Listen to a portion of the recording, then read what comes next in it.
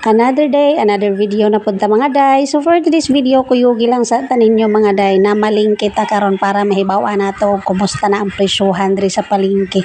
Actually mga day kayon sila og mamalit mi og kanang pang binignit mga day no, pero wala mi namalit og pang binignit mga day kay na malingki gisiguro jud namo ang mamalingki mga day, gisiguro namo ang pangkonsumo sa adlaw-adlaw kay kabalo mo mga day pag ingon ani nga Holy Week talagsa na lang kay ang mamaligya anak mga day, sarado sila, wala kay mamaligya, so mong namalit na midaan. So mo na gali no atong unang nga video nakapalit na mi dito kanang galunggong o tilapia. Actually ang ilang galunggong ang tungag kilo is 120, then ang tilapia isa ka kilo among gipalit, midagan pud siya og 200 plus to 60 siguro to or to 20 murag ana to siya mga day. Basta ka na among gipamalit mga day, good for pila na siya kasimana no. I-stock na lang nato na siya sa ref kay mao gali atong ato kung giingon no. Daghan kay magsara nga mga tindahan, wala kay magtindaan ng Holy Week. Mingaw na siya dira mga pila ka adlaw mao na ni guro na mi anig pamalit. So pag ingon na nga mamalingki mga day, palit na ta drag isda, karne o kanang manok. So diri mga day may palit day mi diri isa ka tibuok nga manok no, or kapin siya sa kilo is 260.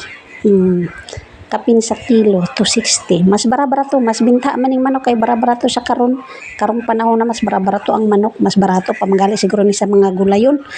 So mo nang kapintada na mi dira og palit. So pag humana mo dito sa manok mga day, namili na pud ta diri para sa kuan day niyo mipalit pa day diri kanang atay balunan mga day kay paborito jud kay ni Reggie ning atay balunan, ay kanang balunan ra iyang gusto ba. So mipalit mi dihag isa ka kilo 200 plus pud, mahal biya po ning atay balunan no. Then human nami dito sa manok pa nga day, balhin na pud mi diri sa baboy, mipalit pud mi diri kanang pang steak or pang pork steak pa kay dugay-dugay nami wala kaluto og pork steak. Nya napaman may buto-buto dito sa ref. Okay pa to sa panglaga-laga mga day. So pag humana mo dito sa mga karnihan mga day, mi anhi na mi diri sa gata, mi palit mi og gata, pero ambot ang gata mga day wala pa nagamit na pa sa ref, unta wala pa nadaot, pangitaan na mo ni og kanang unsay gamitan ani kay aron magamit na.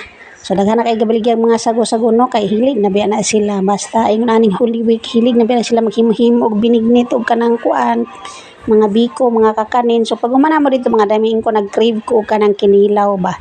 So kanang daw kay isda dira mga day tuna na siya mga day. So lami daw na siya kilawon. Karon pa bukang makasulayan ni kilaw mga day. Try ra pud ko ani kay ako ra magkilaw mga day. Tamban ra gid akong paliton kay ako ra po yung hilig manggod mukaon ni mga day. Akong afam di man mukaon ani. Aw talaga sara ay di siya tilaw-tilaw ra ba. So ang kilo day sa tuna mga day no kay 600 daw na siya.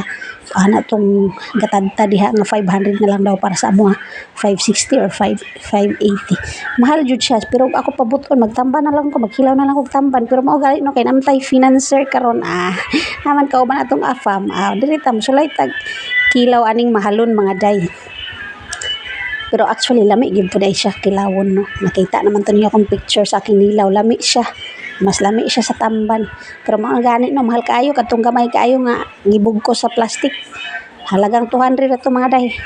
Idaghanan na lang nato blamas kay aron daghan pod, pero bitaw mo ra gay no, ako ra poy kakaon-kaon manggod ato kay kaning akong kauban di man hilig mo kaon og kinilaw. So kay nahuman naman ta dito sa isdaan mga day, diri na pud ta sa gulayan mga day, pero dili ta hilig magpinta og palitan ng mga gulay mga day no, kay mga daot dali siya madaot. So kung kinahanglan ta gulay, mao nang magsugo ra ta kay Reggie ug kinahanglan nato, pero di nato kinahanglan mag-stock kay dali ra kay na siya madaot mga day. So mao ra dito mga day no. Thank you for watching. See you sa next video nato.